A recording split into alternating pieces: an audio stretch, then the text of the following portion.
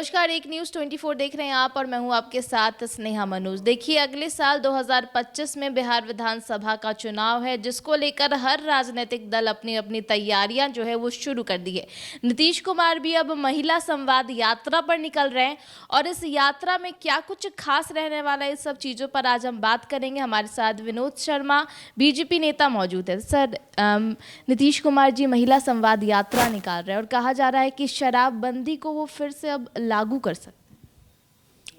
देखिए, माननीय मुख्यमंत्री जी महिलाओं को हमेशा से सम्मान देते रहे हैं, उनके लिए योजनाएं चलाते रहे, उनके लिए कोई ना कोई रास्ता निकालते रहे और निश्चित रूप से पूरे देश में पहली बार बिहार में पंचायती राज में 50% सीटें आरक्षित कर दी माननीय मुख्यमंत्री ने चुनाव लड़ने के लिए। और आज उसका असर दिख रहा है कि हर गांव पंचायत में महिलाएं सामने नजर आती हैं। मुखिया हो, प्रमुख हो, सरपंच हो, सभी सीटों पर अधिकांश महिलाएं ही नजर आती है। दूसरा है कि माननीय मुख्यमंत्री ने महिलाओं के आग्रह पर शराबबंदी की थी, इसलिए उसका प्रश्न ही नहीं कभी उठता है, सपने में भी नहीं सोच सकते हैं कि शराबबंदी वापस होगी। उसको कठोरता से हम लोग लागू कर रहे हैं और निश्चित रूप से उसे बिहार खुशहाली लौटा है। बिहार की माताओं को, बहनों को काफ़ी इससे खुशी हुई है और उनके साथ जो अत्याचार होते थे वो बंद हुए हैं शराबबंदी से, इसलिए इस पर कोई प्रश्न ही नहीं उठता है वापसी का। और जहां तक संवाद यात्रा का है, माननीय मुख्यमंत्री जी पहले भी सर देखिए, शराबबंदी को लेकर के कहा जा रहा था कि अब वापस लेंगे, आप कह रहे हैं कि वापस नहीं लिया जाएगा। तो एक तरफ देखिए, जहरीली शराब से भी कई लोगों की जान जा रही है, तो लगातार जैसे कि हाईकोर्ट के तरफ से भी टिप्पणी की गई है कि शराबबंदी को लेकर के सोचना चाहिए।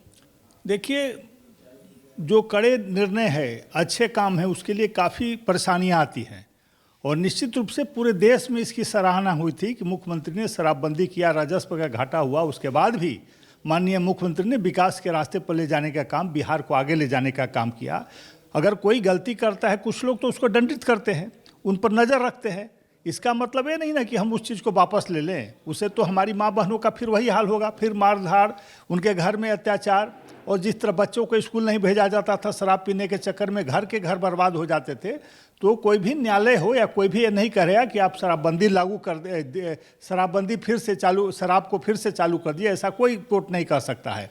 निश्चित रूप से उसमें सुधार की ज़रूरत है। कुछ सिरफिरे लोग हैं जो अभी भी इस व्यवसाय से जुड़े हुए हैं और वो चोरी छुपे इस तरह का काम करते हैं, लेकिन हमारी सरकार, हमारा प्रशासन लगातार उन पर कार्रवाई कर रहा है और उनको जेल के अंदर डालने का काम करता है और निश्चित रूप से इस पर सख्ती लागू रहेगी और निश्चित रूप से बिहार में खुशहाली बनी रहेगी।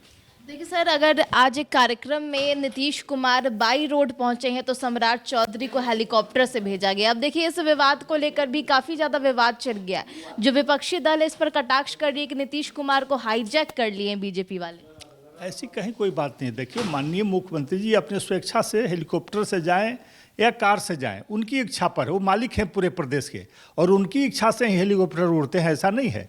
उन्होंने ही अलॉट किया होगा माननीय सम्राट चौधरी जी को हेलीकॉप्टर, तो हेलीकॉप्टर से गए होंगे। वो और काम में व्यस्त होंगे, दूसरे कार्यक्रम होंगे, सम्राट चौधरी जी के पहुंचना जरूरी होगा, इसलिए माननीय मुख्यमंत्री ने ही उन्हें स्वीकृति दी होगी। इसमें कौन बड़ी बात है।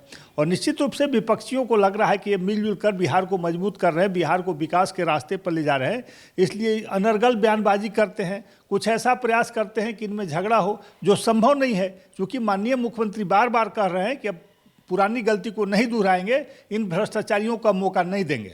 आरजेडी वाले कह रहे हैं कि नीतीश कुमार फिर से पलटी मारेंगे।